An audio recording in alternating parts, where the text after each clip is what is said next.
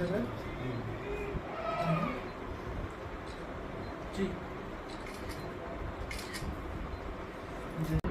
हमारा सौभाग्य है मार्च 13, 2024। हम अभी राम जन्मभूमि के दोबारा से दर्शन का सौभाग्य मिला और उसमें सबका सहयोग रहा।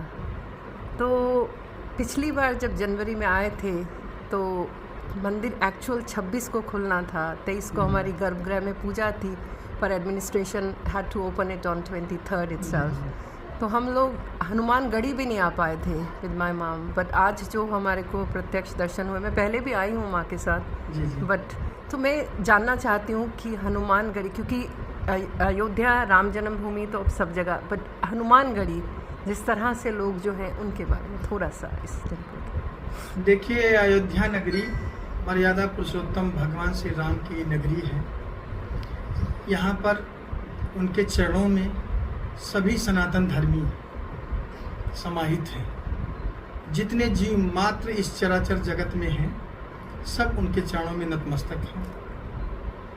मर्यादा पुरुषोत्तम उन्होंने इसलिए नहीं कहा है, वो मर्यादा के अनुकूल रह कर के इस चराचर जगत में, इस धरा पर जब आए, उनका अवतरण हुआ, उसके बाद उन्होंने मानव के रूप में ऐसा कार्य करके दिखाया है कि एक सामान्य मनुष्य अपने नैया को, जो उसकी 100 साल उम्र, 100 सवा 100 साल है, उस उम्र को निर्विघ्न रूप से पार कैसे किया जाता है, भगवान ने उस चीज़ को दर्शाया है, उस चीज़ को बताया है कि माता के साथ कैसा व्यवहार करना चाहिए, पिता के साथ कैसा व्यवहार करना चाहिए, पत्नी के साथ कैसा व्यवहार करना चाहिए, बहू के साथ, भाई के साथ, यहाँ तक कि उन्होंने अहिल्या, माँ कैकेयी, भगवान राम का ही रहा है, और केवट, निषाद राज, सभी को उन्होंने गले लगाया, हृदय लगाया, हृदय से लगाया।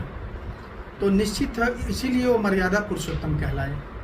भगवान राम का जो चरित्र है वो अनुसरण करके इस भव के सागर को पार किया जा सकता है, और भगवान कृष्ण का जो चरित्र वो वंदनीय है।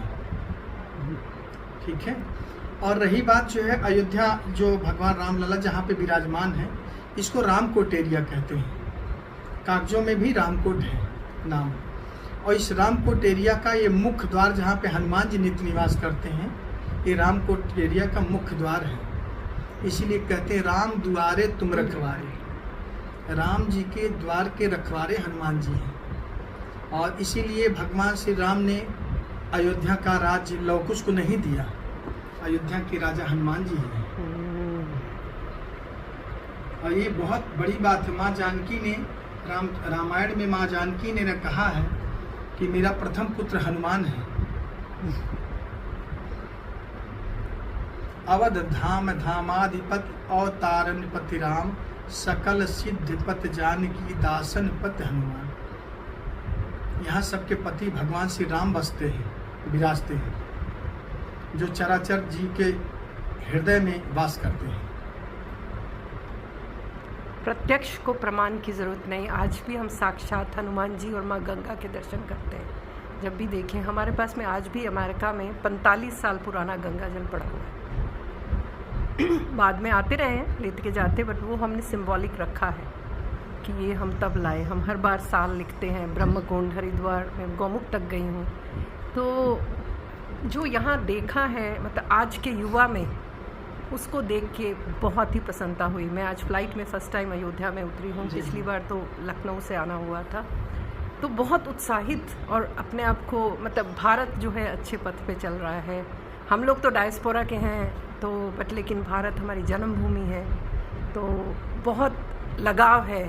और मन इतना प्रसन्न हो रहा है कि पिछले 1.5 महीना तो नहीं, अब 2 महीने होने वाले हैं, जो हमने देख लिया इस माननीय प्रधानमंत्री के होते होते, कहाँ कहाँ जाते हैं और हमको भी दिखाते हैं और प्रेरणा देते हैं कि आप भी वहाँ चलिए। लाइक, तो एक संदेश मैं आपसे चाहूँगी कि मेरे प्रवासी भारतीयों के लिए आप दें।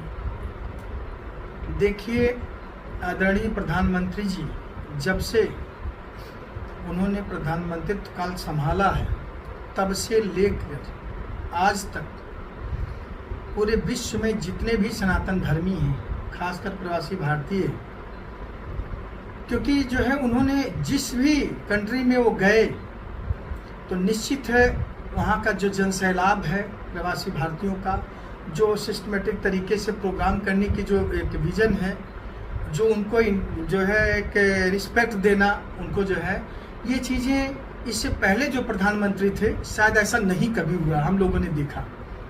और जिस तरह से उनके प्रति एक चुंबकीय लगाव लोगों का अपने मातृभूमि के प्रति, अपने देश के प्रति और खासकर प्रधानमंत्री के प्रति, क्योंकि उनकी एक एक स्पीच, एक एक शब्द जो निकलते हैं वो बहुत ही मार्मिक होते हैं, हृदय को छूने वाले होते हैं।